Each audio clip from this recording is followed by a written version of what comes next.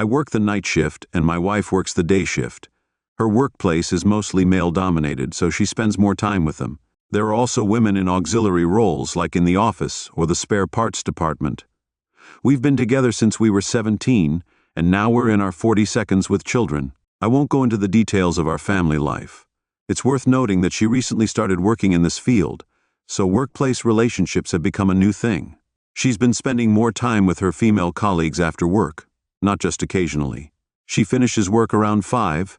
She's been going out with some of her female colleagues after work, which is new for her. She's been staying over at their place a couple of times, even after drinking. I'm surprised because she's normally responsible and doesn't drink in public, but I'm not too worried at the moment. I was at home last night, not working, and went to bed at my usual time, at 3 a.m. morning. Her phone screens were glowing, which woke me up. I couldn't tell if she was texting or browsing the internet, but she didn't seem to hide it from me, so I didn't think there was anything suspicious. However, she got up and started getting ready for work, even though her shift doesn't start until 8. I asked her about it, and she said she was going for a walk with her colleagues. She's a diesel engine repair mechanic and looked more dressed up than I'd expect for a walk or a regular workday. She left around 4, probably reaching her friend's place by 4:30. It was still dark, drizzling, and about 45 degrees outside, which doesn't seem like good conditions for a walk, especially in Arizona where raincoats aren't common. Also, she drives a truck and I drive a car at 5. I texted her about using the truck for a dump run, but she didn't respond, so I called her 15 minutes later. She said they were still on the walk. She asked me to pick up the truck at her workplace. If it weren't raining, I might have considered it. Ed could check if her hair was wet after a second shower. I tend to overanalyze things due to my unique way of thinking. Sometimes I have trouble reading social cues, so I'm wondering if I'm overthinking this. I decided to confront her and ask to see her phone.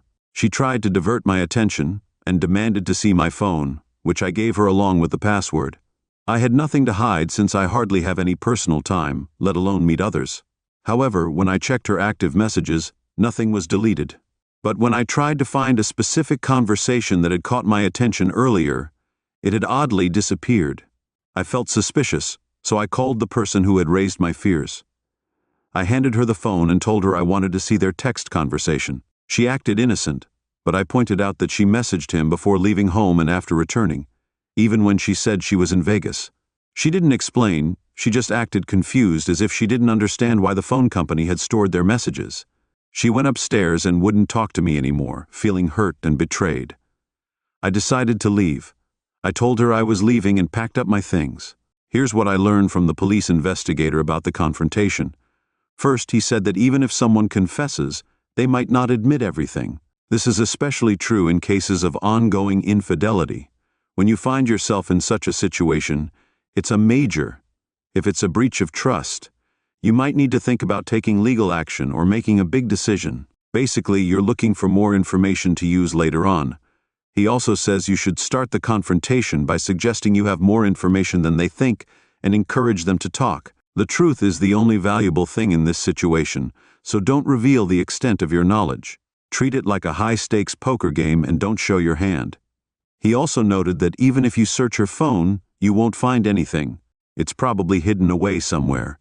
If it's been deleted, it'll be well hidden and probably already wiped. Unless the perpetrator is lacking in intelligence, they'll try to conceal evidence. If you're anticipating a confrontation, your job is to establish the absence of text messages and call logs to provide evidence. It's crucial to obtain records of text messages and calls from your telecom operator and check for gaps in dates and times. Lack of communication with a specific person suggests if you're together in these moments, make them believe you have the information while concealing its limitations. It can be tough to get direct evidence of their wrongdoing during a confrontation. Ask to see their phone. They'll probably resist and demand to see yours. Be prepared for them to stare at you. My wife reacted the same way when I asked her about her password. She said she didn't know it and insisted I reveal it. Remember that. It's likely that the guilty parties are afraid of being caught and are more concerned about what you might find on their phone than what they might find on yours. Pay attention to their willingness to disclose information relevant to you. In my case, my wife showed very little interest. She barely looked at the messages and didn't even check the photo gallery, where questionable content is usually found. Instead, she was more focused on the phone in my hand as I casually scrolled through. She even showed me a list of harmless text conversations. She said, "See, I don't know what you think I'm up to continue my investigation." So I opened the phone app, entered the suspect's number and tapped on the SMS icon. I was surprised to see that there were no messages. I went back to the contact and showed it to her, asking about the missing messages. She replied that they never communicated. I disagreed and informed her that in just the past month, she had exchanged over 900 messages with him. I pushed her to tell me where those messages had gone. She acted innocent, but I think she knew the number I gave her was right. She eventually admitted she'd deleted them, but didn't tell me everything. It turned out they were about her wanting a divorce, which she wasn't ready to tell me about. I didn't give away too much, like how far my suspicions had gone. Instead, I gave her enough information to make her think. I was confident and made it clear that I had full knowledge of the situation. It was important to know the exact number of texts, because it served as solid evidence that I wasn't bluffing when I said I knew something. This behavior is a typical sign of guilt when someone is caught in a tough spot. They often try to dodge and use various tactics to avoid responsibility and deflect blame. They often offer explanations about their whereabouts. However, it's important to look closely at the information they give you. If their explanations are vague and seem forced, it's worth asking for more details. Many false explanations are created without much planning and can easily fall apart with further investigation. For example, if they say they went to a bar with friends, it's likely to lack specific details such as a heated argument or who won a game of darts. Willingly share details of a pleasant evening with friends. Guilty ones, on the other hand, wonder why you're so interested in their activities. Remember, they're anticipating a confrontation and are already thinking about how an innocent person would act in this situation. This idea applies even to drawing attention to themselves. When our oldest daughter had a conflict with my wife, she later told me she had 2 reasons for this. She wanted to guide the conversation in the right direction, in case our daughter came to me for help. Secondly, people who are at fault often think that by putting themselves at the center of attention, the focus will eventually shift away from them. Looking back, I realized I made a mistake by not asking why our daughter came to that conclusion. I should have asked her to clarify what she said that led to that conclusion. Looking back, I should have taken the initiative and called my daughter myself. It's worth thinking about how an innocent spouse would respond when accused by someone else. They'd likely be happy to provide unsolicited detailed explanations because they have a clear conscience. Now, let's think about how an innocent person would behave. They might be annoyed by a request to see their phone since they still expect some privacy, but in the end they'd hand over the phone without much resistance. They'd likely be genuinely puzzled at first. People who are honest don't try to mislead or deceive others. It's also worth noting that the most convincing lies often contain elements of truth. In my wife's case, she said she'd spent time alone in a tattoo parlor getting sketches. However, when she returned home, she didn't break any sketches or take pictures of them. She also said very little about the experience and only showed me some design ideas from the internet. She said the appointment was at 1, I'm not sure of the exact time, but it was around 1 p.m. My wife left the house at 11:30, so it only took her 45 minutes to get to the tattoo parlor. When she got back, it was around 6. I think she did go to the tattoo parlor that day, but I suspect she may have gone to his house first. Maybe they did something together. Buying a ticket for a future visit could be a potential alibi. They might have had lunch and deep conversations about moral theology at his place before returning home. This is when I decided to sort out the situation. So it's important to note that a simple alibi doesn't always explain every detail she mentioned. She said there was difficult traffic, but didn't provide any specific details, like a blue Honda overturning. She also mentioned going to Home Depot to look for lifting belt rings but returned empty-handed.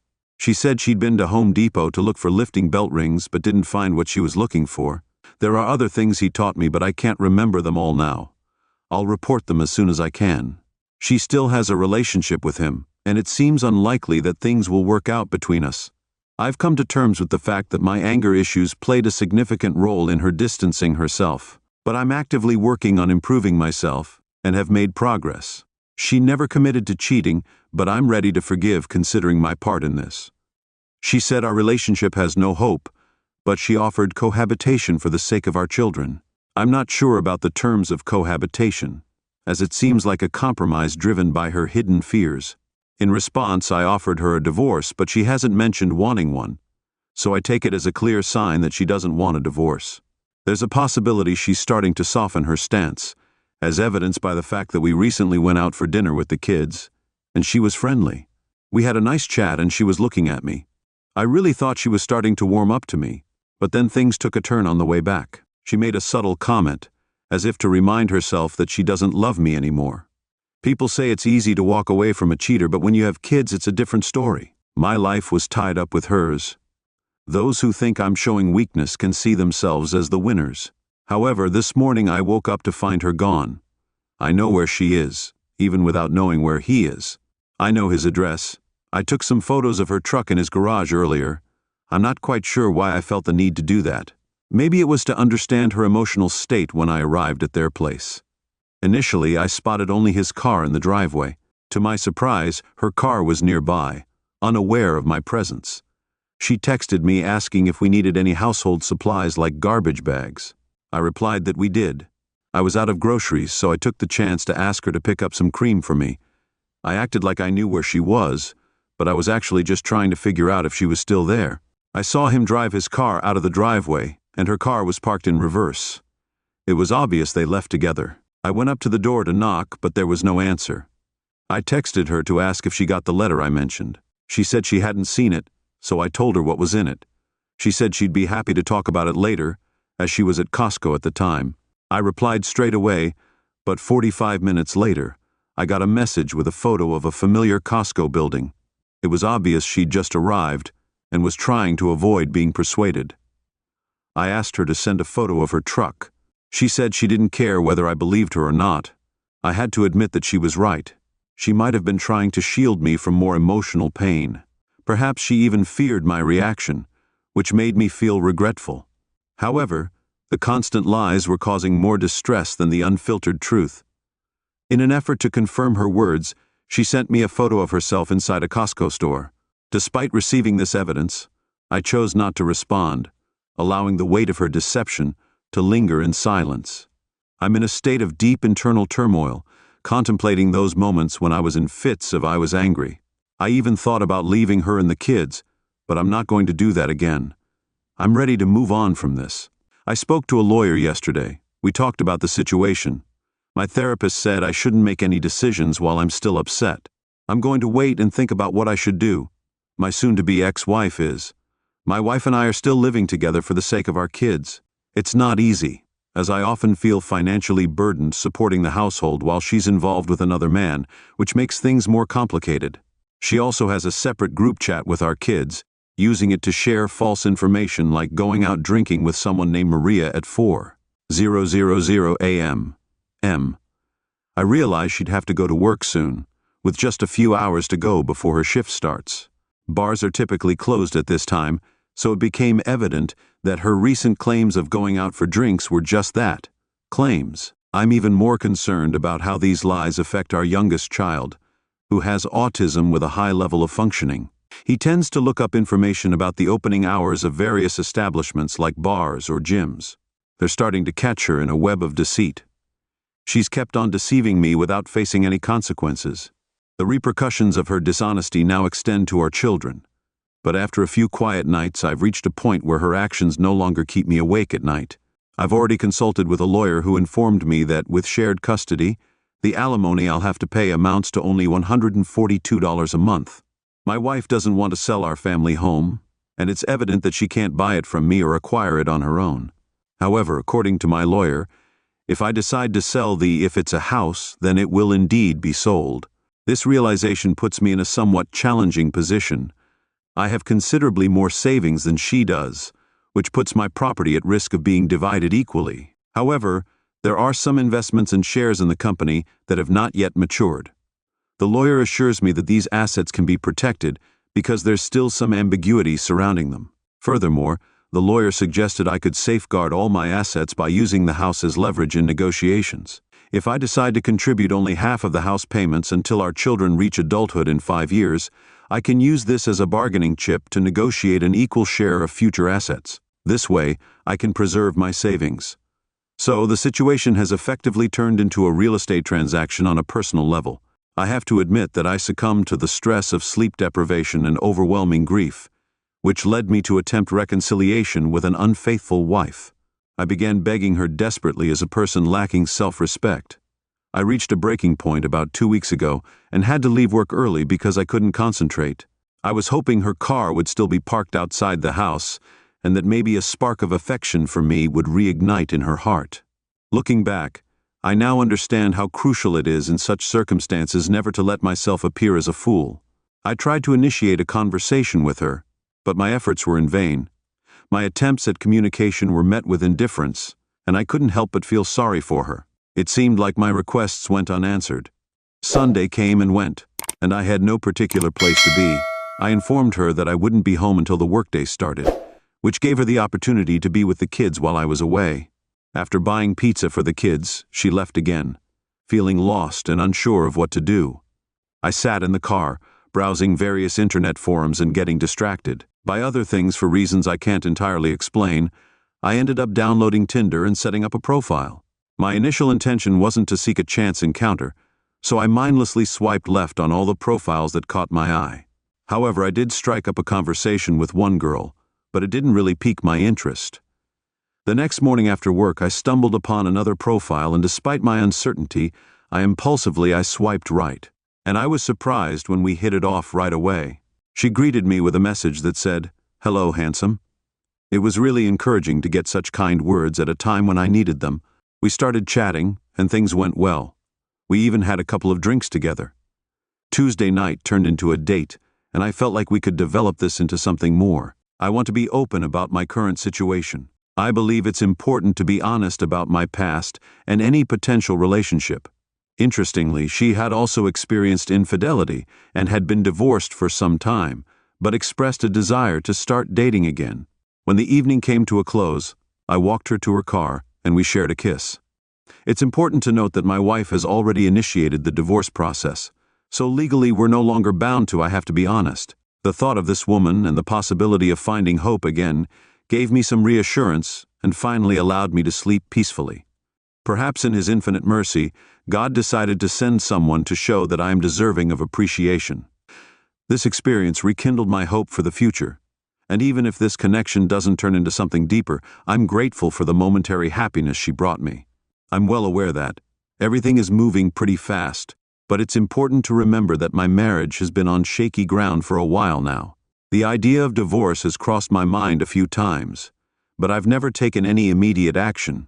I have to admit that I didn't do much to try to save the marriage. The affair with her was the final straw that led to our split. Looking back, we can say it was probably necessary since neither of us was truly happy, but we both lacked the courage to initiate the breakup. Looking back, I wonder if I would have succumbed to the temptation of infidelity if I had been put to the test. The fear of being unfaithful has always kept me at a distance from other women. Unfortunately, those joyful memories my wife and I used to share a lot, but now it seems like we're worlds apart. It's like when someone you love is dying, you know it's coming, but it's still a shock when it actually happens. I think that when you're in the middle of it, you realize that it's inevitable more quickly because you're so focused on the here and now. I took a big step today. I made an advance payment, officially starting the divorce process. This means our living situation will probably end soon. My son and I decided to become neighbors and find a new place to live together. He doesn't communicate with his mother at the moment. I'm selling the house and claiming my share of the assets because of her infidelity, even though she doesn't want me to. The problem is that she can't afford the mortgage and won't get enough from the divorce settlement to buy me out. The costs of initiating the divorce came to $2,000, $500. Despite the initial pain, the payoff is worth it. Day trading isn't just a hobby for me. It's a skill I excel in with increasing profits. Furthermore, I've long desired to own a 1979 Fiat Spider convertible. I could never have just done it. Justice, as a responsible married man, however, circumstances have changed, and I'm no longer bound by such restrictions. So when things settle down, I'll finally get behind the wheel of the car I've longed for. Once I've got the car, I'll finally be able to drive the one I've always wanted. I'm hoping that by the time I buy it, I'll have a custom license plate like we discussed with my lawyer. It'll say, "Damn, it's good to be a gangster." I wonder if she'll be angry when she gets a summons and realizes I'm selling the house. The funny thing is that we'll both have enough money to start again. We'll have the money to start fresh in our own homes.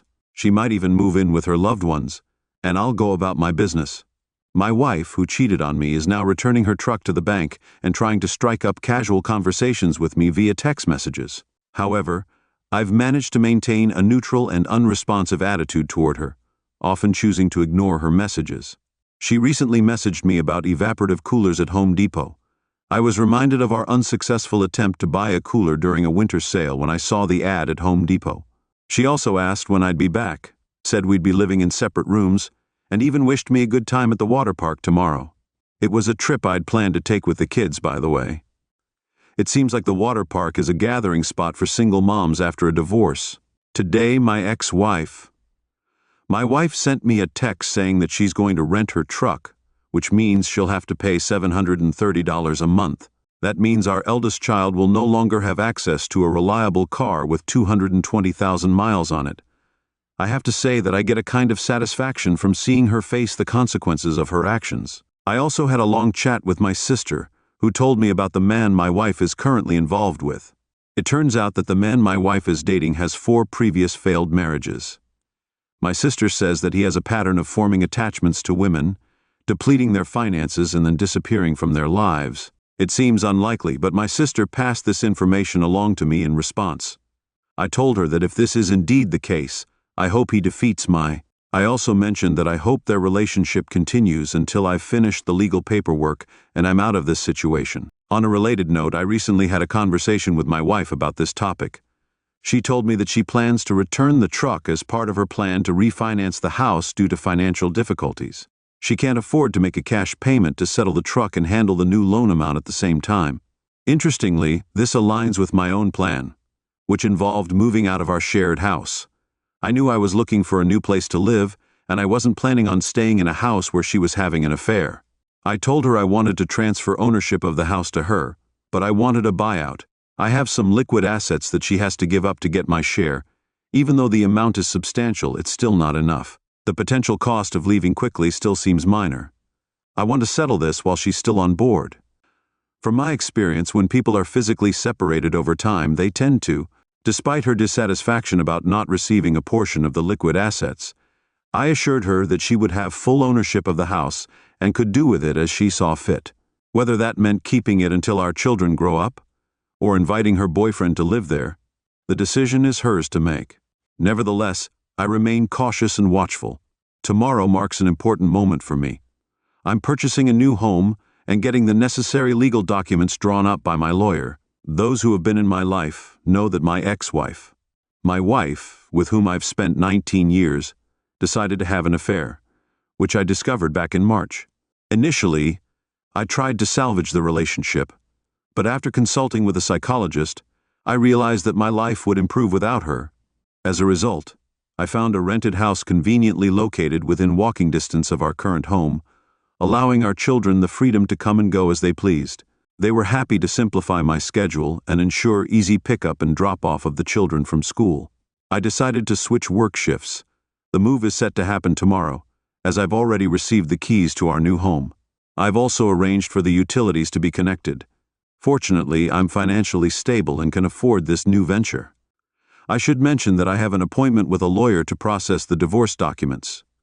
My future ex, my wife and I have reached an agreement via email, and the lawyer will use this as a template for the legal documents. If all goes well, we'll be able to sign everything during the meeting and then wait for the required waiting period. If things progress smoothly, I expect to receive a divorce decree sometime in late June or early July. It may not be as much as I'd like, but I believe it's the best option for me mentally. In terms of my job, I still have a few restricted shares that will vest in the future. Fortunately, our agreement states that my future ex-wife can't claim these shares if I choose to stay in my current position. These shares could be quite valuable given the ongoing support I receive from the company, including 30 days of leave and short-term disability benefits. I don't see any reason to leave, though. All this experience has solidified my loyalty to the employer. Thankfully, my future ex-wife. My wife has I've got a well-paid job that puts me above the poverty line, so I'm not obliged to pay spousal support. Plus, I cover the children's medical, dental, and vision insurance costs, so my alimony is only $142 a month. We're currently discussing the possibility of waiving this commitment. Looking ahead, I can say that, in 5 years, when the kids are older, I'll have enough saved to retire abroad at 47 instead of working in the USA until I'm 70. I realized that I was wasting money on expensive houses and unnecessary stuff that didn't really matter to me, especially if I was living on the other side of the world from my future ex. My wife has presented me with an unexpected advantage, even though I'm heartbroken at the end of this relationship. I don't want it to define me or rob me of the ability to love. I believe there's a special person out there to whom I'll eventually entrust my heart, even if it means becoming vulnerable again. Love and hope are incredibly powerful forces that should never fade, even in the face of betrayal by a cheating spouse. In such times, I find comfort in a quote I'd like to share with you. However, we do not look back for a long time. Keep moving forward, opening new doors and embracing new experiences. Our curiosity propels us onto uncharted paths. This serves as a reminder not to dwell on the past for too long, but to focus on moving forward, discovering new opportunities and embracing the unknown. Curiosity becomes our guiding light, leading us to fresh and exciting journeys in life. Having made the decision to start anew, I'm taking steps to fulfill my wish list. In a few hours, I'll embark on a journey abroad since July is dedicated to self-care. I've planned a trip to Thailand as I navigate the waters of singledom again. It's crucial for me to reconnect with forgotten aspects of myself at this stage. I'm actively seeking new experiences and adding them to my ever-expanding list. When my soon-to-be ex-wife sends me a message, I respond at my own pace. Sometimes it takes several days while the divorce proceedings continue. I prioritize my own well-being. I'm making sure the process is moving forward. My lawyer advised against accepting my future ex-wife's unreasonable proposal, which is unlikely to be approved by any judge. Instead, we made our own proposal. In my proposal, I emphasize that our children are now at an age where they can express their preferences regarding custody. I've also secured a residence within walking distance of my future ex. My wife's home is now within easy reach for the kids to visit. I have to say, after I moved out, she didn't waste any time in moving in with her new partner. If I was bothered by this initially, I now find it somewhat comical. It's like a cliché regarding my trip. I must admit that someone else is joining me. It's a new girl. Interestingly, the cause of my sleepless nights is not the pain of my spouse's infidelity, but the 14. If you're still struggling with the time difference, I have one simple piece of advice. Don't give up. It's important to keep going, even when things get tough. After a long process, I'm happy to say that my divorce is now finalized. In short, I made the difficult decision to leave my ex. My wife started an affair, which meant she wanted to end our marriage. Unfortunately, the custody and alimony arrangements weren't as favorable as I'd hoped, but I was prepared for the ideal outcome to be more of a wish than a reality. Still, I managed to negotiate with her regarding the alimony payment to secure. I managed to convince her to allocate half of the alimony towards their college savings, which I think is a good move given that our children are now teenagers. Her suggestion that they spend weekends with us also seems reasonable, as they are almost adults and can make their own choices, with only a few significant events remaining. The custody agreement now requires my ex-spouse to handle the children's school transportation. This situation allowed me to secure a travel position at my job, which enables me to work overtime for about 15 hours a week and cover food expenses. Fortunately, this overtime doesn't affect the alimony calculation in our jurisdiction. I also made adjustments to my work insurance policy, excluding her from the participants, resulting in additional savings for me. It's possible that the insurance she receives at work may surpass what she gets in alimony. Furthermore, I recently learned about some health issues she's facing. She's also got breast implants, which make things even more complicated. And the fact that she's dealing with potential health problems following her affair with another man might be seen as a form of poetic justice. I apologize if my words seem harsh, but I believe in speaking honestly in light of recent events. I've updated my life insurance plan so she can't benefit from it. The other day I met her in person while helping out with our child's medical expenses. Surprisingly, this didn't affect me emotionally. I'm moving forward, trying to live a positive life free from negative influences. My advice to if you're just starting out on this challenging path, don't lose hope. Remember that there's light at the end of the tunnel, and brighter days lie ahead. I have to admit that in the initial stages I was disrespectful, begging her to return and displaying a lack of confidence and composure. It even led to me taking temporary. I've left work and I'm facing other problems, but I'm confident that I can survive. It won't be easy, but I know I can do it. It seems like karma's wheels are beginning to turn. I've always believed that justice prevails and people tend to face the consequences of their actions. I recently learned that my ex-wife was terminated from her job, which I think is fitting given her history of damaging previous marriages and engaging in inappropriate relationships with colleagues. My wife was fired from her job, which is ironic because it was at the same place where she first met her lover. Given her history of damaging previous marriages and engaging in inappropriate relationships with colleagues, it seems fitting. Considering her past actions, it's possible the circumstances were viewed differently. It's true she had 2 affairs, and it turns out her partner was also married. I later found out she was diagnosed with breast cancer. She has breast cancer and is now undergoing treatment. She's lost her job and is struggling to make ends meet. It also came to light that her older lover persuaded her to sell the house and disappeared with the money. The children say she's in an emotional breakdown. I don't feel sorry for her. She chose this path for herself and is slowly facing the consequences. I'm building a new relationship with a woman who values and loves me.